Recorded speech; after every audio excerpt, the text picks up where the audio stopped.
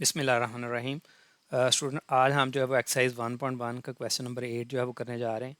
Statement ये है कि find the least positive value of N if 1 plus iota divided by 1 negative iota whole power 2n will be equal to 1।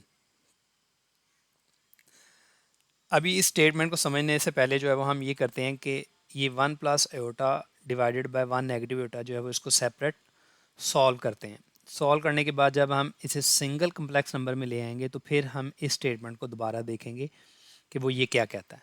तो यहाँ से जो है वो अंदर वाली टर्म जो है वो यहाँ पर हम लिख लेते हैं 1 प्लस एयोटा 1 नेगेटिव एयोटा।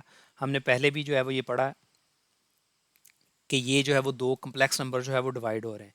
तो इसको सिंगल टर्म में लाने के लिए जो है वो नीचे वाला जो कम्प्लेक्स नंबर होता है इससे इसके मुताबिक जो है वो रैशनलाइज करते हैं।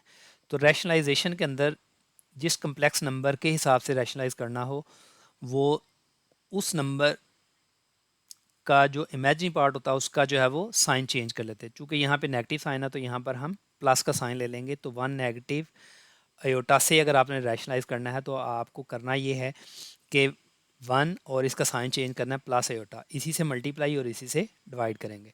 तो अब ऊपर भी दो कम्प्लेक्स नंबर हैं और नीचे भी दो कम्प्लेक्स नंबर हैं और ये आपस में जो है वो मल्टीप्लाई हो रहे हैं और इनको हम जो है वो ब्रैकेट्स के अंदर इस तरीके से लिख सकते हैं, 1 प्लस एयोटा और ये 1 प्लस एयोटा, नीचे 1 जो है वो प्लस एयोटा और 1 नेगेटिव एयोटा।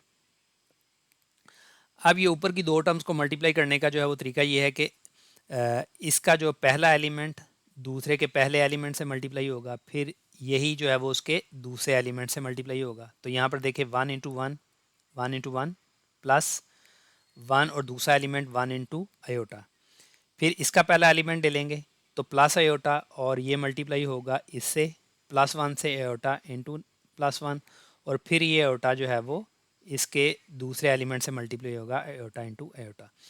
अब नीचे जो है ये भी दोनों कम्प्लेक्स नंबर हैं लेकिन इसकी जो है वो लॉन्ग मल्टीप्लिकेशन करने की बजाय जो है हमें एक फार्मूले का जो है वो एडवांटेज उठाएंगे। उसमें ये है कि अगर दो सेम टर्म्स जो है उनके साइन जो है वो उनके दरमियान साइन जो है वो डिफरेंट हों और वो आपस में मल्टीप्लाई हो रहे हैं तो उनका जो टोटल आंसर होता है वो पहली टर्म का स्क्वायर नेगेटिव दूसरी टर्म के स्क्वायर के बराबर होता है। तो लिहाजा अगर हम इसको इस तरीके से भी जो है वो सिंप्लीफाई करेंगे तो आंसर वही आएगा। तो इसको जो है वो लॉन्ग मल्टीप्लिकेशन करने की ज़रूरत नहीं है। तो हम क्या करेंगे कि इस फार्मूले का एडवांटेज एडवांटेज उठाएंगे कि दो टर्म्स जो हैं वो सेम जो है वो साइन डिफरेंट हों और वो मल्टीप्लाई हो रही हों। तो पहली टर्म का स्क्वायर नेगेटिव दूसरी टर्म के स्क्वायर के बराबर होती है। तो यहाँ पर पहली टर्म जो है वो 1 है तो 1 का स्क्वायर और दूसरी नेगेटिव साइन जो है वो इनके इन बिटवीन होगा और दूसरी टर्म का जो है वो स्क्वायर हो जाएगा।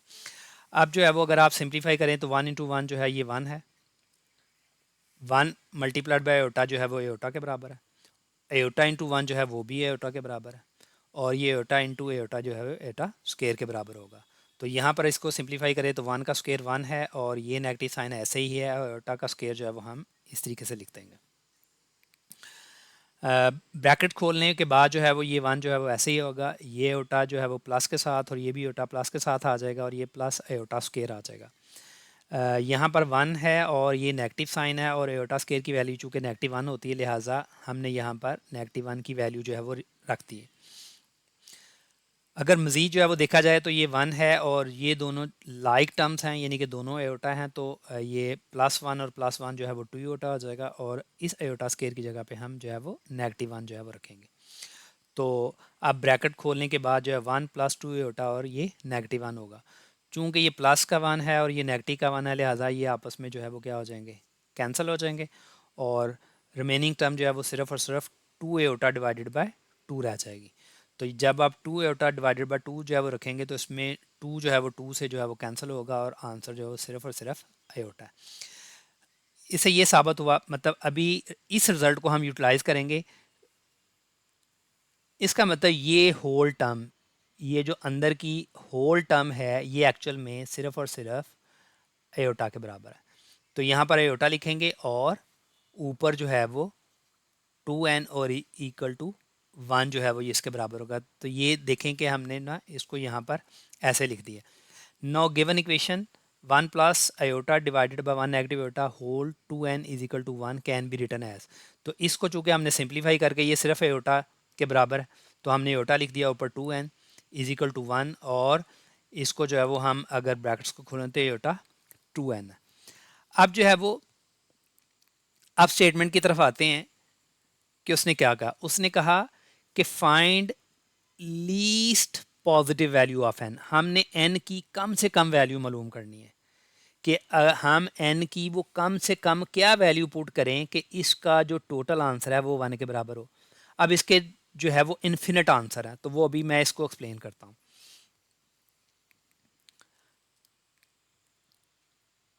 तो ये 1 है। हमें पता है कि एयोटा स्क्वायर जो है वो -1 के बराबर होता है। अब अगर मैं आयोटा स्क्वायर का स्क्वायर ले लूं तो वो क्या होगा, -1 का स्क्वायर आ जाएगा, तो उसका आंसर जो है वो क्या होगा, ये 1 है।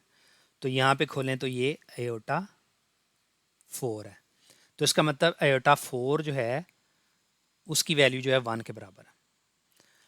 अब अगर आप यहाँ पर आयोटा स्क्वायर की 4 कर दें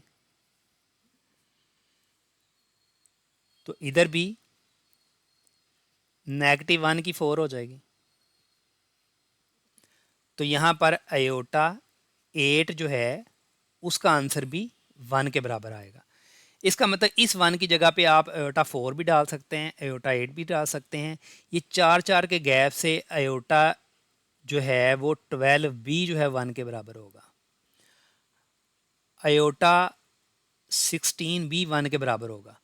चूंकि स्टेटमेंट में उसने ये कहा है कि आपको n की कम से कम वैल्यू लेनी है, तो लिहाजा यहाँ पर आयोटा 16 1 के बराबर है, आयोटा 12 जो है 1 के बराबर है, आयोटा 8 1 के बराबर है, आयोटा 4 जो है 1 के बराबर है। इसके बाद जो है वो 1 जो है वो नहीं आता। आयोटा स्क्वायर आप देखें कि अगर हम इससे भी काम करें तो आयोटा स्क्वायर -1 के बराबर है। तो इनका मतलब इन सब वैल्यू में से आयोटा 4 जो है वो कम से कम है, लिहाजा इसकी जगह पे हम आयोटा 16 12 या 8 की बजाय जो है वो हम इसे यहाँ पर आयोटा 4 जो है वो रख लेंगे।